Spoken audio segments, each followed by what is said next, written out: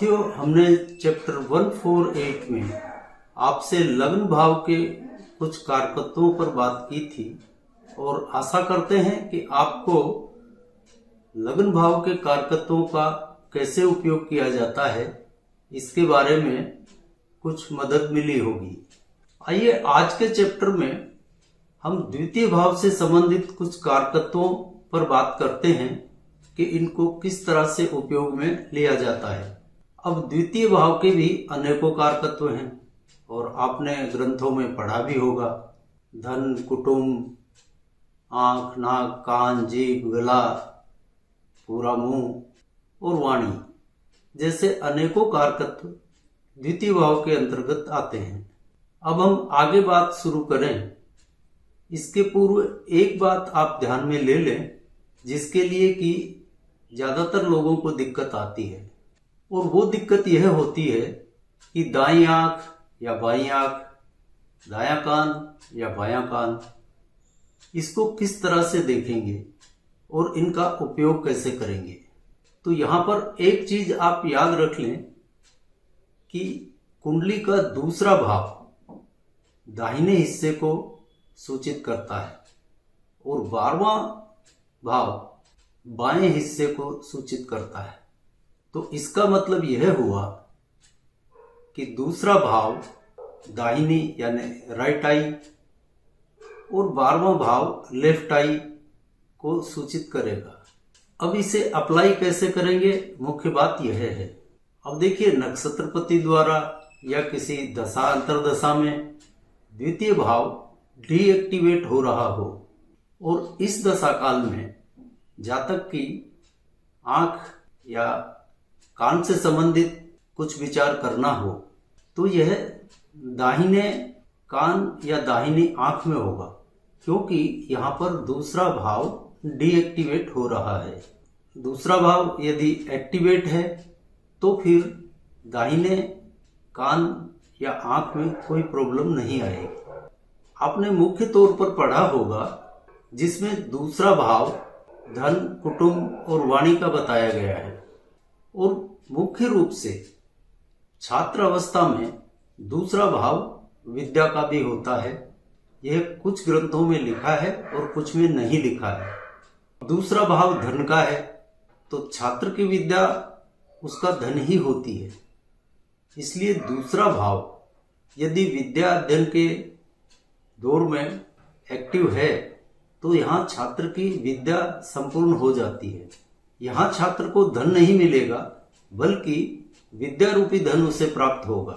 इसके विपरीत यदि दूसरा भाव डीएक्टिवेट हो गया है तो उसकी विद्या में विघ्न और बाधाएं, अड़चन ही आएंगी।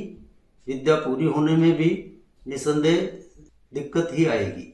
और मान लीजिए द्वितीय भाव एक्टिव है और कमाने खाने की उम्र है, शिक्षा पूर्ण हो चुकी है, तो यहाँ निश्चित ही उसे धन के मामले में अच्छे फल मिलेंगे। यहाँ वह धन का सृजन कर सकेगा। द्वितीय भाव एक्टिव होने से यह होगा।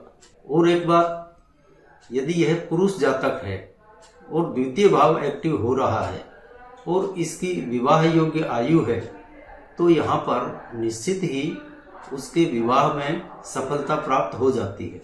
और मान लीजिए जातक जिस दशा में द्वितीय भाव एक्टिव हो रहा है इससे पूर्व ही उसका विवाह हो चुका है तो यहाँ पर उसका कुटुंब बढ़ने की संभावनाएं बन जाती हैं, यानी उसको यहाँ संतान हो जाएगी। दूसरा भाव एक्टिव होने का मतलब यही है कि उसका कुटुंब बढ़ेगा। इसके विपरीत द्वितीय भाव यदि डीएक्टिवेट हो रहा है तो धन के मामले में भी परेशानियां आएंगी, संतान होने के मामले में भी परेशानियां आएंगी।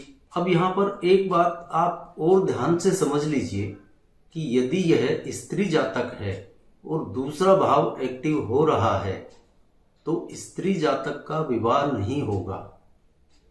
इस दशा काल में जब दूसरा भाव किसी स्त्री जातक का एक्टिवेट हो रहा है तो उसका विवाह यहाँ पर नहीं होगा। हाँ, स्त्री जातक को यहाँ विद्या और धन के मामले में तो सफलता मिलेगी जब भी उसका द्वितीय भाव एक्टिव है तब, लेकिन उसका विवाह नहीं होगा यहाँ पर। इस बात को आप विशेष तौर पर ध्यान में रखें। यह श्रृंखला पूरी करने के बाद स्त्री जातक पर भी हम एक पूरी श्रृंखला करेंगे, जिसमें कि जहां जहां पर स्त्री जातक को विपरीत फल मिलते हैं उनके बारे में अवश्य चर्चा करेंगे। फिलहाल तो हम अपने विषय पर आगे बढ़ते हैं। अब द्वितीय भाव को कुटुंब का बताया गया है, तो इसको अप्लाई कैसे करेंगे? तो देखिए, द्वितीय भाव जब एक्टिव है तो जातक को धन तो इसमें मिलेगा ही, उसका कुटुंब तो बढ़ेगा ही, लेकिन यह इस बात का भी सूचक है कि जातक अपनी पारिवारिक जिम्मेदारियों को अच्छी तरह से निर्वहन करने में सक्षम रहेगा, यानी अपने परिवार की, अपने कुटुंब की अच्छी देखभाल करेगा। कहने का मतलब यह है कि दूसरा भाव जब एक्टिव है तो जातक राजी खुशी अपनी मर्जी से परिवार का ख्याल रखता है, किसी मजबूरी में नहीं, वह अपनी खुशी से, प्रसन्नता से अपने परिवार का निर्वहन करता है, उनकी सभी इच्छाओं को पूरा करेगा भरसक। इसके विपरीत द्वितीय भाव जब डीएक्टिवेट हो रहा हो तो धन के मामले में भी परेशानियां आएंगी और जातक को अपनी पारिवारिक जिम्मेदारियां निभाने में भी विघ्न पैदा होंगे। पारिवारिक जिम्मेदारियों को निभाने के प्रति जातक लापरवाह सा हो जाता है, और अगर निभाएगा भी तो बहुत जबरदस्ती, मतलब खुशी से नहीं करेगा। यानी कुटुंब का निर्वहन वह मजबूरी में जरूर कर ले, लेकिन अपनी खुशी से नहीं करेगा, यदि दूसरा भाव डीएक्टिवेट हो रहा हो तो। ठीक यही स्थिति आप वाणी के मामले में भी समझ लें। जैसे मान लीजिए द्वितीय भाव नक्षत्रपति द्वारा ही डीएक्टिवेट कर दिया गया हो, तो ऐसे जातकों की वाणी कटु हो जाती है, उनकी वाणी में कोई रस नहीं होता, जब भी बोलेगा उटपटांग बोलेगा और कटु ही बोलेगा। इसके विपरीत द्वितीय भाव एक्टिव है, उस समय में जातक की वाणी में एक रस होता है, मिठास होती है, वह मीठा बोलेगा, लोग उसकी बात को सुनना पसंद करेंगे। ज्यादातर अध्यापक, प्रोफेसर, कथावाचक, इनका दूसरा भाव बहुत सुदृढ़ होता है, एक्टिव होता है, इसीलिए इतने लोग इनके पीछे सुनने के लिए इनके पीछे पीछे रहते हैं, क्योंकि इनकी वाणी में एक रस होता है, एक मधुरता होती है, उनके शब्दों में, उनके शब्दों के चयन करने में एक कला होती है, जिससे श्रोतागण उनकी तरफ आकर्षित रहते हैं। यह द्वितीय भाव के एक्टिव होने का फल है। अब मान लीजिए कोई अध्यापक, प्रोफेसर है, द्वितीय भाव एक्टिव है, तो वो अपने छात्रों को डांटेगा भी इस तरह कि छात्र बुरा नहीं मानेंगे। उसके पास डांटने की भी एक कला होती है, शब्दों का चयन होता है, और डांट सुनकर भी छात्र उसके पीछे पीछे जाएंगे, उसके दीवाने बने रहेंगे, क्योंकि उनको लगता है सर ने डांटा है तो इसमें भी मेरा कुछ हित ही है। लेकिन इसके पीछे स्पष्ट रूप से उस अध्यापक का द्वितीय भाव एक्टिव होना है, और उसी की वजह से उसमें बोलने की एक कला है।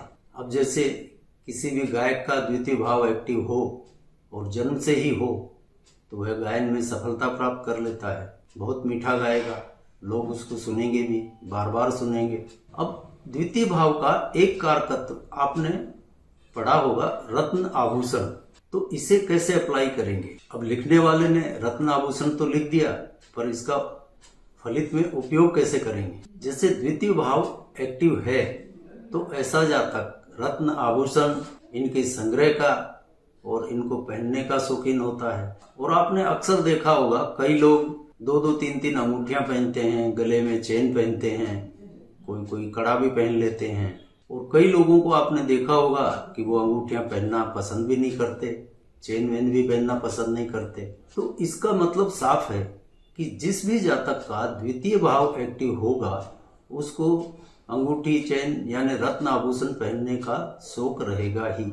इसके विपरीत जिसका द्वितीय भाव डीएक्टिवेट है वह इसमें रुचि नहीं रखता है। यहाँ एक बात का और आप विशेष ख्याल रखिए, जैसे मान लीजिए कोई लंबी अवधि की दशा है और उसमें दूसरा भाव डीएक्टिवेट हो चुका है, तो स्वाभाविक है यह दशा काल धन, परिवार, कुटुंब, वाणी इस मामले में परेशान ही करेगी, यानी द्वितीय भाव के कारकत्वों में यहाँ पर कमी आएगी। तो ऐसी अवस्था में परिवार के किसी व्यक्ति से विछोह भी हो सकता है, व्यापार इत्यादि में घाटा होकर पैसे की दिक्कत भी हो सकती है, और हो सकता है यहाँ पर रत्न आभूषण सोना वगैरह बेचना पड़े। आपने देखा भी होगा, सुना भी होगा कि कई व्यापारियों के साथ ऐसा हो जाता है कि उनका स्वर्ण तक बिक जाता है।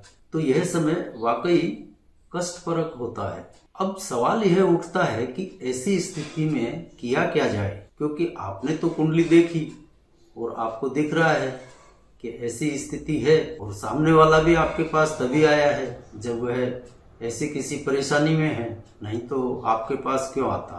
तो इस अवस्था में वह आपसे उपाय अवश्य पूछेगा। अब उपाय क्या करना, सवाल तो यह है।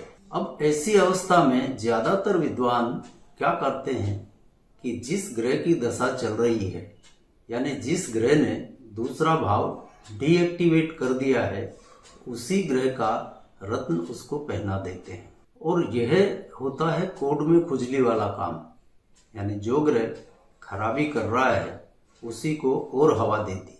वो कहते हैं ना, आग को हवा देना।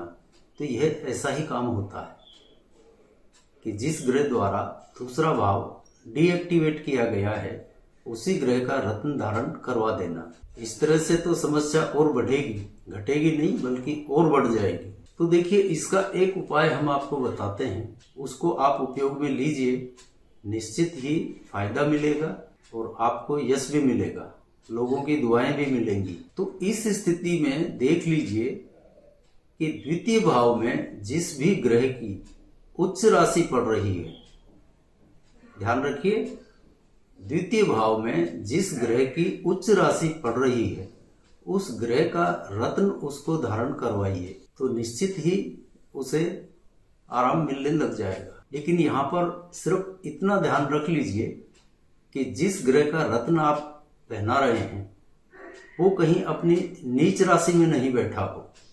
विशेष तौर पर ध्यान रखें कि यदि द्वितीय भाव में जिस ग्रह की उच्च राशि पड़ रही है वो स्वयं कहीं नीच का होकर नहीं बैठा हो। अब उदाहरण के लिए आप मान लीजिए जैसे धनु लग्न का कोई जातक है और उसको यह द्वितीय भाव से संबंधित समस्याएं चल रही हैं, तो यहाँ पर धनु लग्न में दूसरे भाव में मकर राशि पड़ेगी। तो यहाँ पर आप मंगल का रत्न मूंगा उसको पहना सकते हैं, लेकिन सावधानी इतनी रखनी है कि मंगल कहीं स्वयं कर्क राशि में यानी नीच का नहीं बैठा हो। और यह उपाय वृक, तुला और वृश्चिक लग्न में लागू नहीं होंगे, क्योंकि इन लग्नों में दूसरे भाव में किसी भी ग्रह की उच्च राशि नहीं पड़ती है। जब हम आगे उपायों की बात करेंगे भविष्य में, तब इसके बारे में भी विस्तार से आपको बताएंगे। फिलहाल तो आप इस फार्मूले को आजमाइए। चलिए अब इस चैप्टर को समाप्त करने की ओर चलते हैं। द्वितीय भाव का ही एक कारकत्व है सत्य असत्य बोलना। तो इसको अप्लाई, वही फार्मूला है अप्लाई करने के लिए। जातक का द्वितीय भाव एक्टिव है तो वह अक्सर सत्य बोलने वाला होगा, और डीएक्टिवेट है तो वह झूठ बोलने में माहिर होगा। और दूसरा, डीएक्टिव होने के साथ कहीं छठा भाव एक्टिव हो गया है तो महाझूठा होगा, झूठ के पुलिंदे बांधने वाला होगा। अंत में एक बात ध्यान में रखिए कि दूसरे भाव का मुख्य कारकत्व है जातक की अपनी श्रद्धा और पारिवारिक जिम्मेवारियों का निर्वहन। इसी दूसरे भाव के एक्टिव और बलवान होने से ही तय होगा कि जातक कितना श्रद्धावान है और अपनी पारिवारिक जिम्मेदारियों के प्रति कितना निष्ठावान है, अपनी कुल की परंपराएं, रीति रिवाज, इनको कितना निभाने वाला होगा। यानी पारिवारिक जिम्मेदारियों के निर्वहन में भी दूसरे भाव का एक्टिव होना अत्यंत आवश्यक है। यानी यदि द्वितीय भाव एक्टिव है तो उससे संबंधित सकारात्मक फल मिलेंगे, और डीएक्टिवेट है तो उससे संबंधित नकारात्मक फल मिलेंगे। आशा है आज का चैप्टर आपको उपयोगी लगा होगा। आपको पसंद आया हो तो लाइक, शेयर, सब्सक्राइब करें। अब आज के चैप्टर को यहीं विराम देते हैं और अगली बार इससे आगे के विषय पर मिलते हैं। तब तक के लिए जय जय सिया राम।